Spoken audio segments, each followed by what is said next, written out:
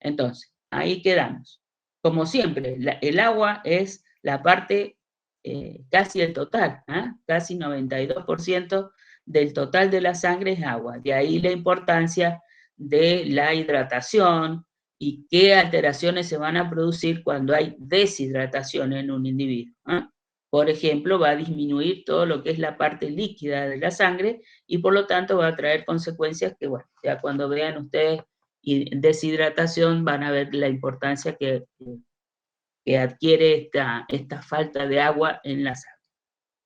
Los elementos fórmenes, dijimos que son glóbulos rojos, glóbulos blancos, plaquetas, de los cuales algunos tienen funciones específicas, ya los hemos ido hablando de esto. Los glóbulos rojos, ¿cuál es la función importantísima de los glóbulos rojos? Es transportar el oxígeno y el anhídrido carbónico, o sea, intervienen en la oxigenación y en el desecho del anhídrido carbónico después cuando se produce la eliminación por los glóbulos rojos a nivel del pulmón. Estos glóbulos rojos, que si ustedes contaran estos glóbulos rojos, son muy abundantes, son células que transportan el oxígeno, que son muy abundantes, entre 4 millones y medio y 5 millones y medio. O sea, por milímetro cúbico. Todos estos elementos se miden generalmente por milímetro cúbico de sangre. Como ustedes ven, son muy abundantes. ¿Qué características tienen estos glóbulos rojos? Son células sin núcleo, o sea, pierden el núcleo, las células, por eso tienen una forma, en todas las imágenes ustedes van a ver que es como si fuera un disco hundido en el medio. ¿Por qué? Porque ahí estaría lo que ocuparía el espacio que ocupa el núcleo. Estas células son sin núcleo, ¿para qué? Para tener mayor cantidad de contenido o mayor cantidad de espacio, digamos, para transportar el oxígeno precisamente. Dentro de estos glóbulos rojos, que son lo que ustedes van a leer probablemente como un disco bicóncavo, o sea que está hundido en el medio de los dos lados, ¿no? Y por eso tiene esa imagen como si fuera una arandela con un borde más clarito y el centro más oscuro, precisamente porque no tiene núcleo. Entonces, pequeños, aproximadamente de 8 a 10 micras. La 10 milésima parte de 1 milímetro es una micra. Estos glóbulos rojos miden de 8 a 10 micras de diámetro. Son pequeños. No tienen núcleo. Si no tienen núcleo, ¿qué no van a tener?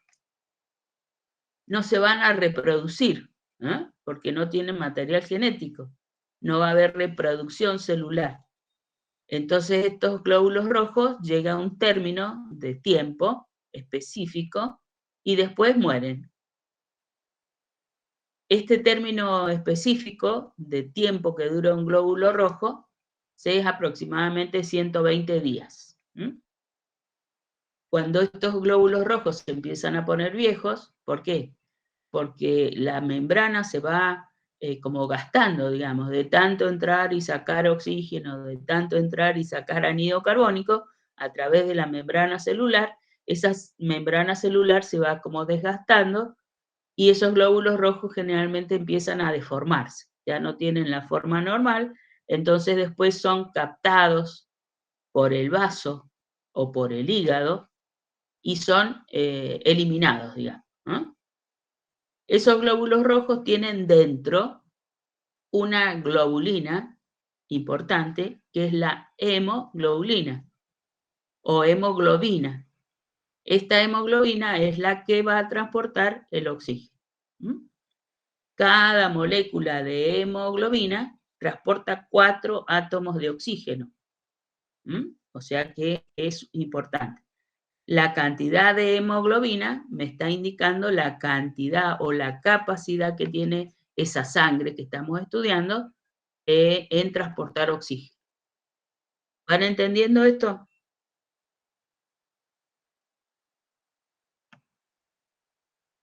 ¿Sí? Sí, profe. Sí, profe. Bueno, sí, profe.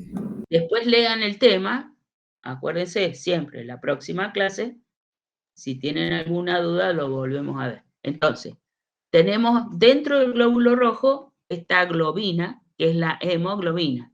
Esa hemoglobina tiene la capacidad de cada molécula de esta proteína, que se llama hemoglobina, transportar 4 átomos de oxígeno. Pero para transportar esos 4 átomos de oxígeno, necesita 4 átomos de hierro.